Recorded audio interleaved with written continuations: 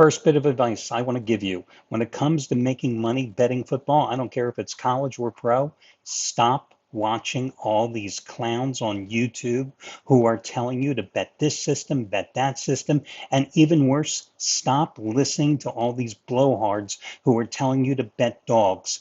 They are 100% wrong 99% of the time. Yes, I'm laughing at them. You should be laughing too. Hi, everyone. Al DeMarco here, General Manager, DeMarcoSports.com. This is going to be your Sunday video report. If you're asking how I did before I dispel all the myths and misconceptions these guys are throwing out there, they make RFK Jr. almost look intelligent with his anti-vax policies. Listen, I'm going to talk about that in a moment. As far as I'm concerned, did I not give you the easiest 15 dime best bet winner yesterday on Oregon, absolutely destroying Mike Gundy? And if I wasn't sitting here in a lobby of a Marriott Fairfield Inn at 3 o'clock in the morning shooting this video, I do a little editing and put in the latest Mike Gundy dissertation. Hey, I'm a man, I'm 40, and put it in there because I've got to tell you the reason that I went with Oregon yesterday instead of going with Iowa State, which would have turned into just a push, buying down that half point, instead of going with Oklahoma at home against Michigan, which would have been a win, is when Mike Gundy opened up his mouth and criticized Oregon, and when I saw Dan Henning's response to Mike Gundy, and if you got my play yesterday, I gave you all the details, I gave you the exact quotes, I thought, this is the type of thing that motivates one team to kick another's ass. And that's exactly what happened. How many times are you going to get a 28.5 point favorite that wins by 66 points? Well, that, my friends, was 15 dime football winner number 26 of 38, and you got it as the half price play of the day. Just as you got the half price play of the day winner on TCU destroying North Carolina on Monday night, and my two-team teaser winner on South Carolina and Notre Dame last Sunday. Today, and remember, I was the #1 football handicapper at this site last season in college and pro. Today I have my opening mismatch of the year. And it once again is going to be the half price day of the day over at DeMarcoSports.com. But you see at the bottom of the page, if you want my best bet and all the plays of all the handicappers for free today, not only today, but 2 days, you get to choose the second day. Check out the All Access Pass. If you've never taken advantage of it, you can do so over at DeMarcoSports.com. You pick the 2 days. You'd be foolish not to pick today, though. You pick the 2 days. You get them for free. That's why it's called the free All Access Pass. It's a 2-day trial. I can't oversell the word free. If you have any questions, you can always contact customer service. In terms of the complimentary plays yesterday, I went 1, 1, and 1. Push with Iowa State, 1 with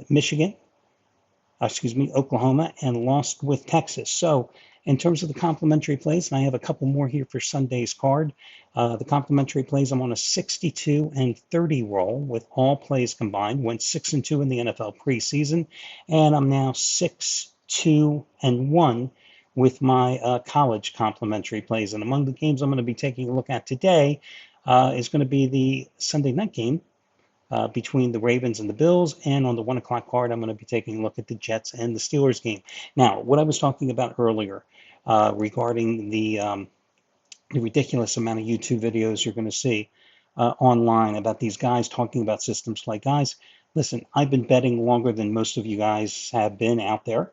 I created these websites 24 years ago, and I can tell you there is absolutely no system play that is 100% foolproof. So when you see these guys coming in here and saying, I discovered a system, which I only learned about 3 years ago, and since then I have never lost at a Vegas sports book. BS. Okay, just total BS. You, you I can't even tell you this story. They'll probably kick me off YouTube. But listen, and then there's the guys that come in that say, you got to bet the dogs. You got to bet the dogs. You want a system that actually works here. Go over to DeMarcoSports.com, click on the free picks, and look at the NFL betting strategy update. I discovered a quirky little system about 13, 14 years ago, where if you simply bet the straight up winners, if you can find the straight up winners in the NFL, they will cash in at anywhere from an 84 to 90% ratio the first 10 to 13 weeks of the season. Now, if it seemed so simple, we'd always be multimillionaires. Straight up winners, sometimes it's not so easy to find. That's a system that I'm telling you is almost foolproof. Straight up winners in the NFL. Last year, they were money in the bank, and you can see the results. Last year was an exceptional season where through the first 8 weeks, they hit at an 86.2% clip.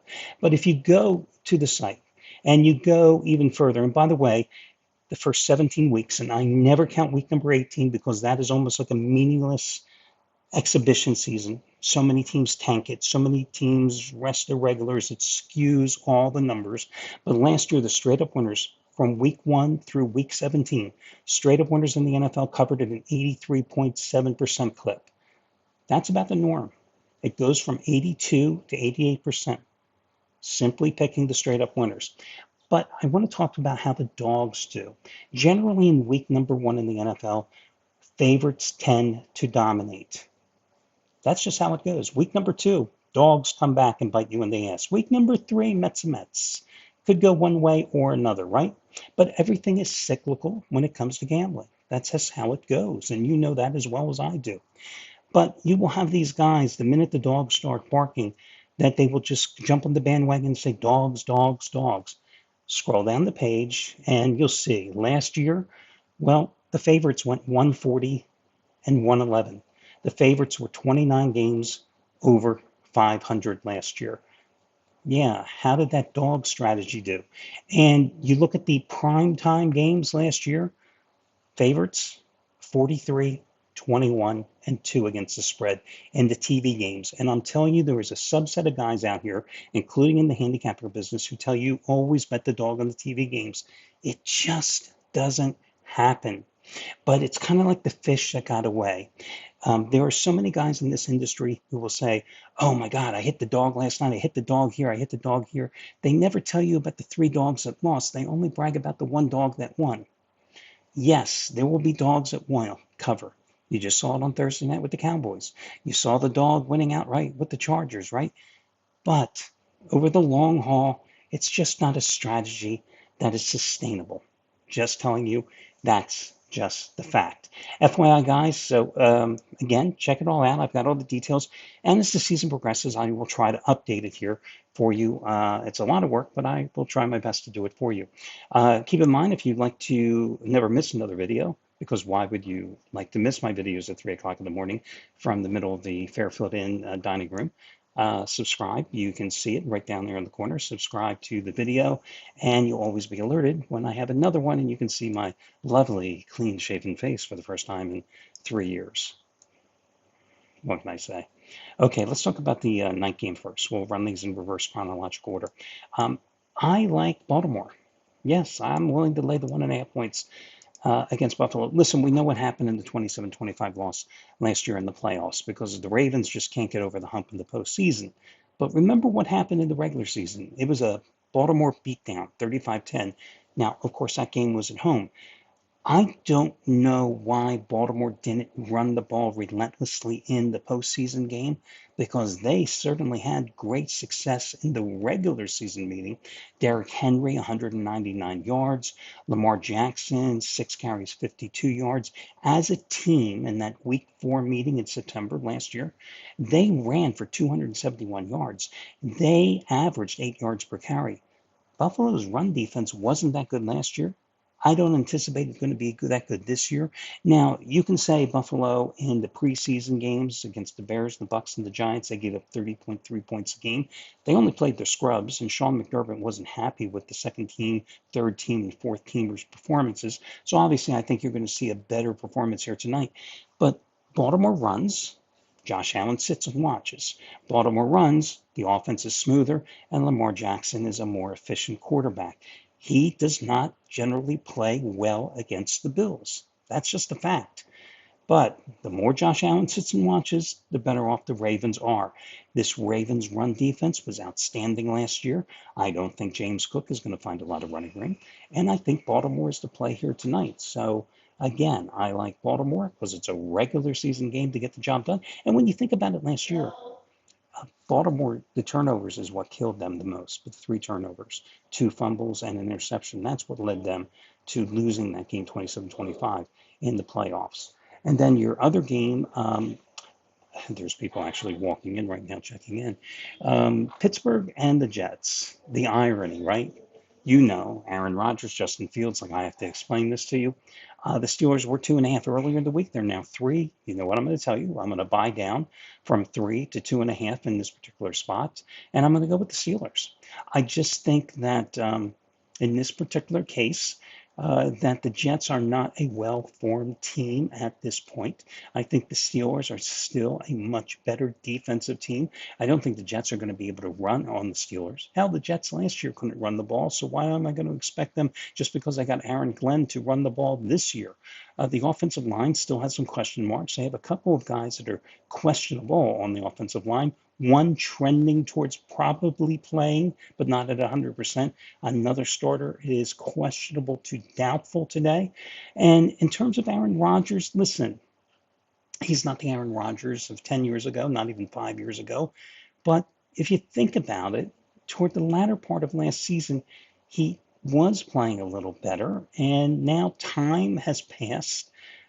He's going to be playing behind a better offensive line. He has some weapons there. They did go out and get DK Metcalf. So I'm willing to give Pittsburgh a shot in this particular situation. And when I look at the Jets, I did not see a lot from them in terms of the preseason. Granted, it's the preseason.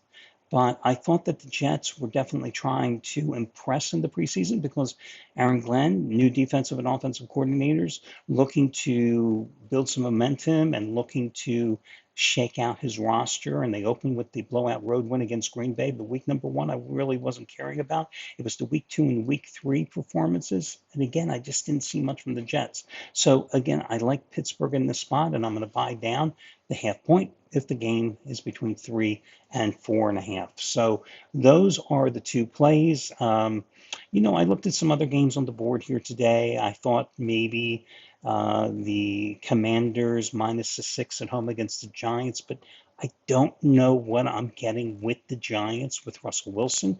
I don't know if we're going to see Jackson Dart be put in there as a sub sometimes, and I don't know what I'm going to get from Washington in terms of their defense because I can't say that I was very impressed with Washington's defense a year ago. But on the flip side, I'd much rather have Jaden Daniels as my quarterback than Russell Wilson. And the Giants are 1-7 straight up against the spread in their last 8 season openers. I looked at Miami and Indianapolis. The Dolphins have covered 7 of their last 9 at Indy. But my God, this Dolphins defense is so bad. And they might be one of the worst defenses in the league. A lot of injuries today. But then you look in Indianapolis, if you believe in trends, 0-10 with a push straight up in their last 11 season openers, 1-9-1 against the spread. Ugh, I mean, again, I just don't know what to expect from either one of those teams. So again, your official complimentary plays. I'm going to go with Baltimore, and the New York Jets. Jesus, let's back up. I'm going to go with the Ravens and the Steelers. And of those two, I think the Steelers are the better of the two plays. So there you go. I wish you well, guys, and let's chalk up some more winners. Good luck, everybody.